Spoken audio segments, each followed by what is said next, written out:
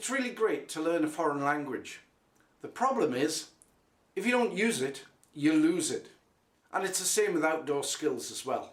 The other day I forgot the event kit. Not a problem, get on the internet, try it out again. But you can't do this in the field. So, if you can't get out to practice all your skills, you can maybe practice one or two at home. And then, once you're out in the field, put them all together.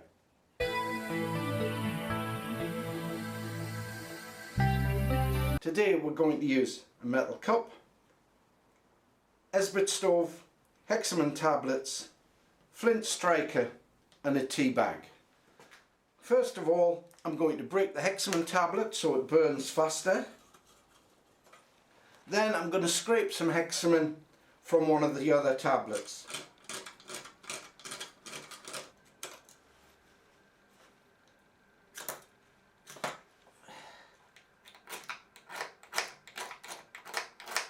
This striker is no good. I'm going to consign it to the bin.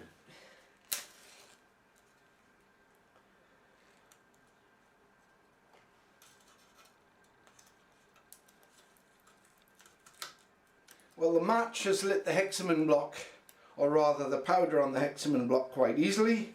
So now we'll make a cup of tea.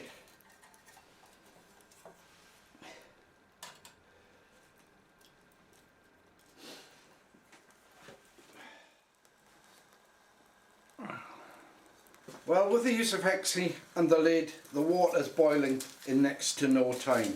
So we'll take that off.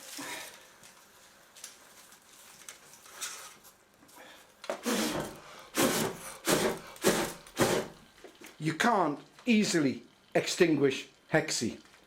One of the problems of using hexamine is the residue that's left.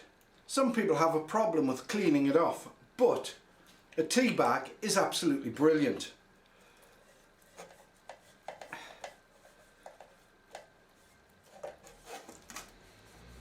The tea bag gets rid of most of the residue without really having to try.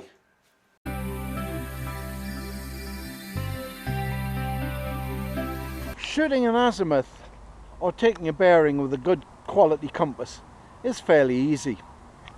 But with a cheaper, less developed one, it's a little bit more difficult. However, we don't have to go out in the countryside to check them out. We can do it in our local area on the way to the shops. We can take a bearing with a better compass and then compare it with a cheaper one and see how easy they are to use and is there any difference. Taking a couple of bearings is quite quick, providing you're not filming. Also, carrying your rucksack with one or two items in is good training for you anyway. Before you set out, you can check that you've got all the kit you need. For example, your EDC, a hat and gloves in the winter time.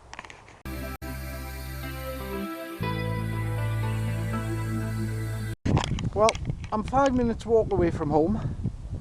I haven't got much time, but I'm going to use it to put up a shelter to practice the skills that I nearly forgot. Well, the ground's soaking, so the first thing I've done is hung my rucksack up from a tree to keep it reasonably dry. Today I'm going to start by making a modified cooking shelter. I'm going to start off with some cord and put in some knots. Cord would have been much better if I'd butterfly hanged it. I'll do that at the end of the exercise. I'm going to use the trick from Taro, of Taro Swiss Movies, of using a peg to attach the ground sheet to the cord.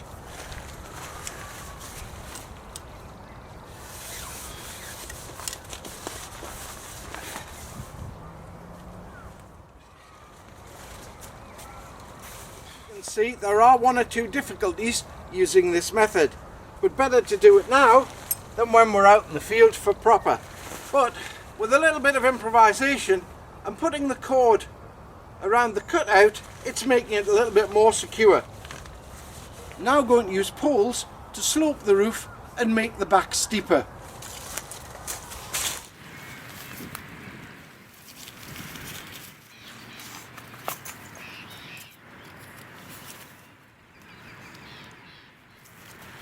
Certainly not the best shelter in the world, with some pretty crummy knots, but I've spent a few minutes practicing a skill.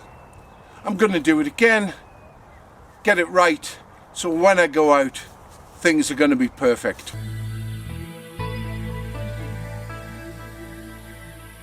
Okay, so let's start again from scratch. Let's start getting it right, starting with butterfly hanking the cord. This time I'm going to put some thought into the shelter I'm going to build before I actually build it. A little bit of thought beforehand saves quite a lot of time and a load of mistakes, especially on camera, that you don't want. I've decided on a new site. The trees aren't too far apart. I don't need to use a long cord, so I can keep it butterfly hanked for next time. I'll use the Marine's knot cords that I carry with this poncho.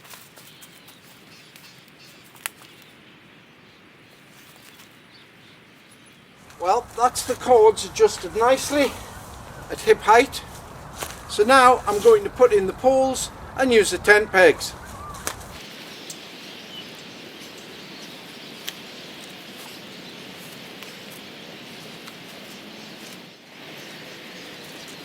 Trying to stop skill fade, we practiced it once, got it disastrously wrong, thought about it, started again, got up a shelter in about a quarter of the time with a lot less hassle. Make sure you've got all your items together before you pack up. It's just so easy when you're tired and when you're in a rush to leave things lying around, especially if they're green or camouflaged. So as you take stuff down, carefully put them together in one place, then you don't lose them. Now I'm all packed away, so let's do some more training. Let's get the rucksack on the back and do a little bit of walking. I may even take some compass bearings on the way. Even just walking around with your rucksack is good training, because when you go out you're going to be carrying a rucksack anyway. So let's get used to it. Get out and train. You know it's worth it. It'll serve you well.